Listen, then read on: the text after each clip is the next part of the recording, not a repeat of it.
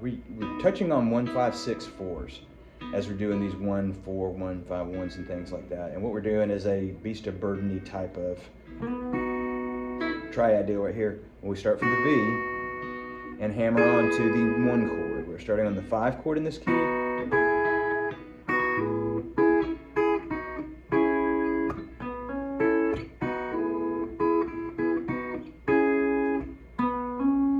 Now let me show you why that is a big deal. B here, it's a grace note. It'll hammer on from the 5 to the 1, which is also the same as the 1 to the 4. 5 to 1 in E is the same as 1 to 4 in B, but we are in the key of E for this song. This is an E, the 5 B, the 6 C sharp minor, and then A. So the way we're doing this in these 2, 3, 4s is that.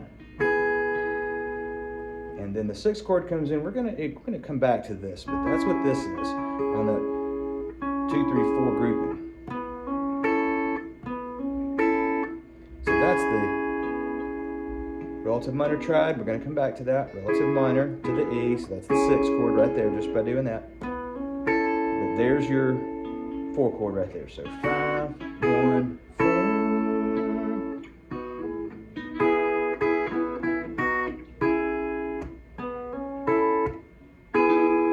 That's why you can play the song like this.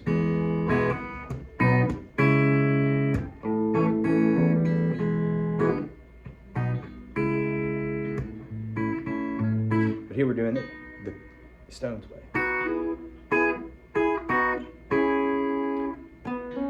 And there's 2 things happen there. One is, again, relative minor, just by doing that. But that's also your 4 chord. So this is how we're going to get to those minor triads. Yeah.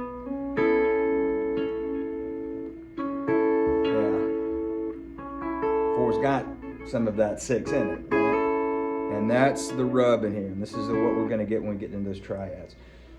Is we're going to identify them on the 2, 3, 4 grouping. We're also going to identify them by numbers. 1564s are one of those chord changes that you really need to know. It's very easy to hear this 1564 because we hear it a lot.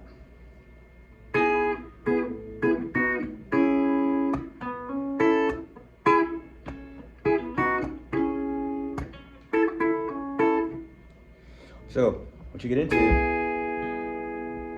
the minor part of this now we go to the minor part. That one A shape, that's how you play an A minor shape.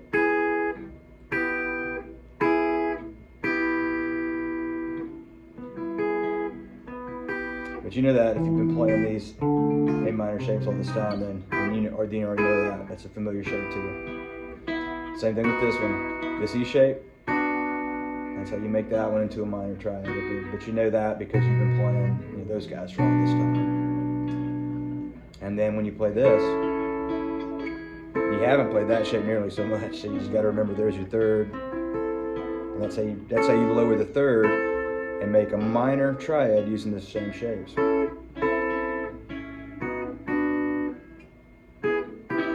But the other thing to remember about this stuff is that 1, 4, and 5 are significant, but they're also, each one of those chords is also 2/3 of their relative minors. And remember, if you're looking at the chart that I gave out for that, relative minor of your 1 is your 6, but the relative minor of your 4 is the 2, relative minor of the 5 is the 3.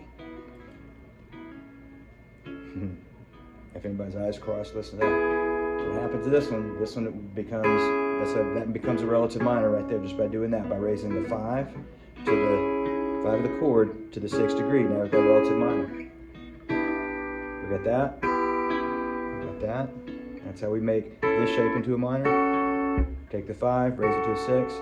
Now we've got that major triad's relative minor.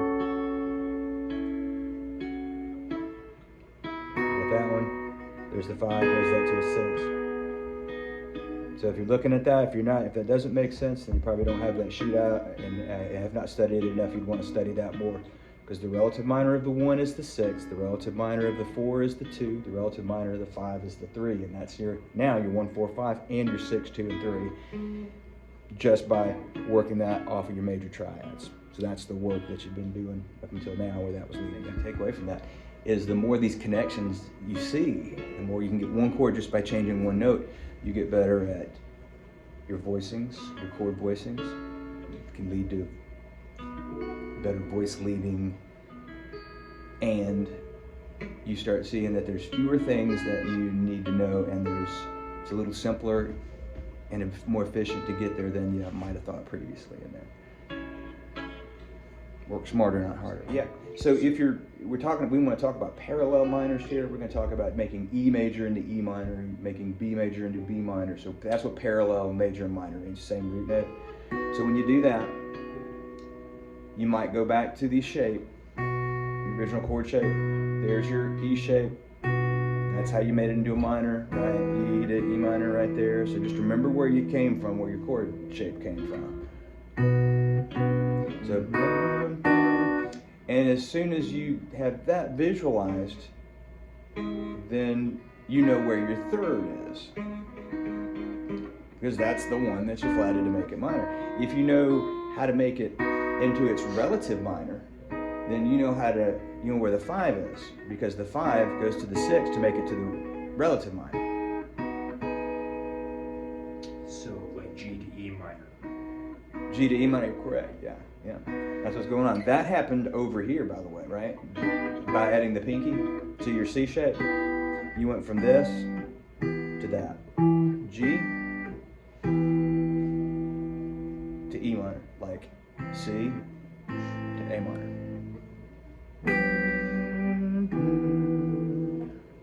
To the relative, that triad to bass minor. But if you're playing your E minor, if you're visualizing your A minor and your E minor chords, then that's an easier jump to make. So when in doubt, when you're not sure about a shape, go back to the first position shapes, and remember that's how you did that. That's how you did that, or even that. We can run to that one later though.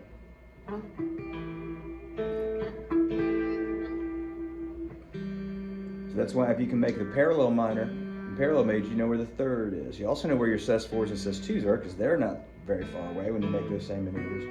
And when you can make it into the relative minor triad, you're working with the 5, placing it with the 6. And this is on another one of those sheets. I might even edit one of those handouts in here. This is better if you stayed that way.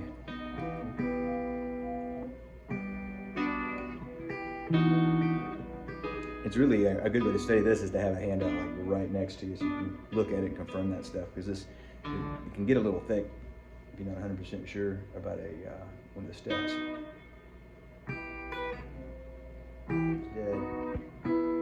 We took that shape, we made it into the 6, we made it into the